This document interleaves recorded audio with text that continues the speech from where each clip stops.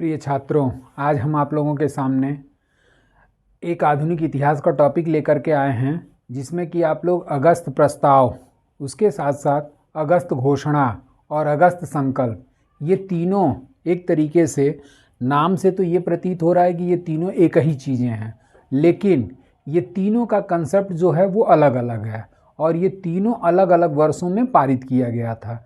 तो सबसे पहले आपका हम लोग इसी के बारे में हम लोग चर्चा करेंगे।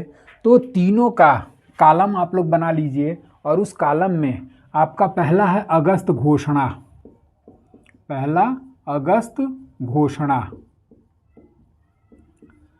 दूसरे कॉलम में आपका आ जाएगा अगस्त प्रस्ताव, अगस्त प्रस्ताव या अगस्त संकल्प कर लीजिए पहले, अगस्त संकल्प। और उसके बाद से जो तीसरा आता है वो है आपका अगस्त घोषणा, अगस्त घोषणा। अब ये नाम से तो सब समानांतर लग रहा है, लेकिन तीनों का कंसेप्ट क्या है, अलग अलग है। अगस्त घोषणा, अगस्त संकल्प और अगस्त प्रस्ताव, ये क्या होगा, यहाँ पे प्रस्ताव हो जाएगा, अगस्त प्रस्ताव। अब ये तीनों का वर्ष जो है वो अलग अलग है। सबसे पहले आपका अगस्त घोषणा, और ये अगस्त घोषणा की गई थी 1919 ईस्वी में, अगस्त घोषणा 1919। उसके बाद से आपका अगस्त प्रस्ताव जो है वो 1940 और अगस्त संकल्प जो है वो 1933 ईस्वी। अब ये तीनों में अंतर क्या है, तो इन तीनों में अंतर जान लीजिए कि इन तीनों में अंतर मुख्य रूप से क्या है। तो पहला आपका है अगस्त घोषणा, और ये जो अगस्त घोषणा हुई थी ये 1919 में हुई थी।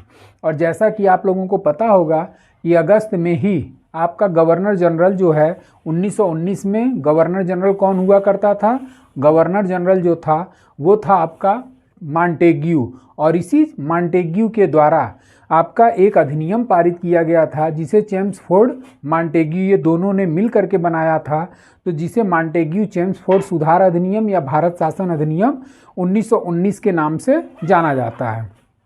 तो इसी मॉन्टेग्यू के द्वारा, मॉन्टेग्यू, अब यहाँ पर क्या नोट कर लेंगे, मॉन्टेग्यू द्वारा, मॉन्टेग्यू द्वारा अगस्त घोषणा 1919 में लागू की गई, और जिसके अंतर्गत इसमें यह कहा गया कि प्रशासन के हर क्षेत्र में भारतीयों के प्रतिनिधित्व की घोषणा की गई थी। तो मॉन्टेग्यू ने क्या किया, तो मॉन्टेग्यू ने यह कहा कि प्रशासन के हर क्षेत्र में, प्रशासन के हर क्षेत्र में भारतीयों को उचित प्रतिनिधित्व प्राप्त हो, प्रशासन के हर क्षेत्र में भारतीयों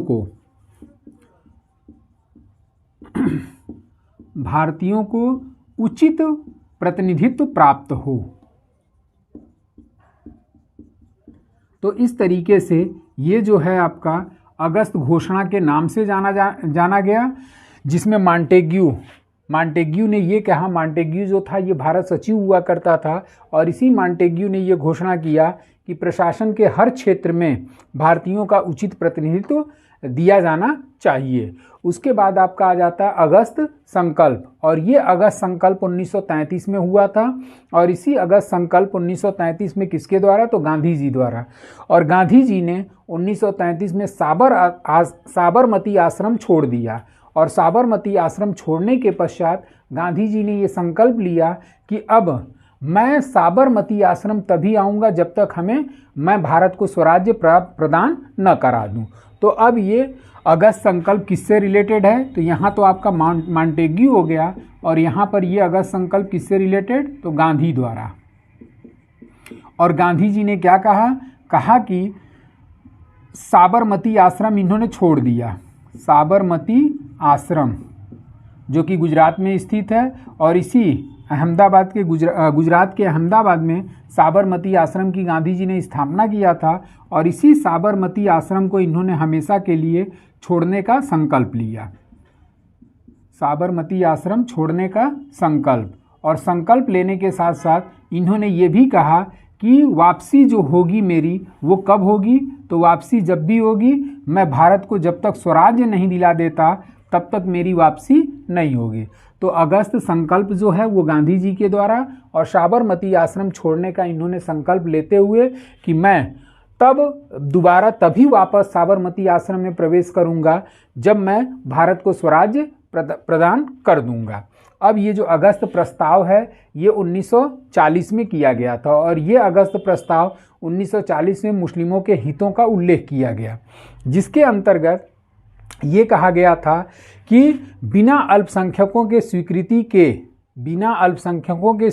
के सरकार कोई संवैधानिक परिवर्तन लागू नहीं करेगी। तो अब ये जो अगस्त प्रस्ताव है इसमें क्या किया गया, अल्पसंख्यकों के हितों का संरक्षण, संख्यक के हित का संरक्षण, मतलब इसमें सीधे सीधे ये कह दिया गया कि ब्रिटिश सरकार जो है वो बिना अल्पसंख्यकों के स्वीकृति के कोई भी संवैधानिक परिवर्तन लागू नहीं किया जा सकता। तो पॉइंट्स में आप लिख सकते हैं कि बिना स्वीकृति के, किसके स्वीकृति के, तो अल्पसंख्यकों के स्वीकृति के, बिना स्वीकृति के सरकार जो है संवैधानिक परिवर्तन नहीं कर सकती, सरकार संवैधानिक परिवर्तन नहीं कर सकती। तो इसी को किस नाम से जाना गया, अगस्त प्रस्ताव के नाम से जाना गया, परिवर्तन नहीं कर सकती। तो इस तरीके से आज हम आप लोगों के सामने ये तीनों पॉइंट्स हमने क्लियर कर दिया कि अगस्त घोषणा क्या होती है, अगस्त संकल्प क्या था और अगस्त प्रस्ताव क्या था। तो अगस्त घोषणा में आपने देखा कि 1919 में अगस्त घोषणा की गई थी, और ये घोषणा भारत सचिव हुआ करते थे मॉन्टेग्यू, और इसी मॉन्टेग्यू के द्वारा इन्होंने ये घोषणा किया कि प्रशासन के हर क्षेत्र में भारतीयों को उचित प्रतिनिधित्व प्रदान किया जाएगा, और इसी को अगस्त घोषणा के नाम से जाना गया। जबकि अगस्त प्रस्ताव गांधी जी ने लाया था, और गांधी जी ने इस अगस्त प्रस्ताव में ये कहा था कि मैं अब साबरमती आश्रम में तभी प्रवेश करूंगा जब तक मैं भारत को स्वराज्य प्रदान नहीं करा देता। उसके बाद से अगस्त प्रस्ताव जो है वो अगस्त प्रस्ताव जो है वो आपका अल्पसंख्यकों के हितों के संरक्षण के संबंध में था, और इसमें ये कहा गया कि मुस्लिमों के हितों का उल्लेख किया गया था, क्योंकि उस समय आपका अल्पसंख्यक में सबसे ज़्यादा मुस्लिम ही हुआ करते थे, और मुस्लिम हित का संरक्षण किया गया। और इसमें इन्होंने ये कहा कि स्वीकृति के बिना, मतलब अल्पसंख्यकों की स्वीकृति के बिना सरकार कोई भी संवैधानिक परिवर्तन नहीं कर सकती। तो आज आप लोगों के सामने ये तीनों अगस्त प्रस्ताव, अगस्त संकल्प और अगस्त घोषणा क्लियर हुआ। तो आज के लिए बस इतना ही। Thank you so much.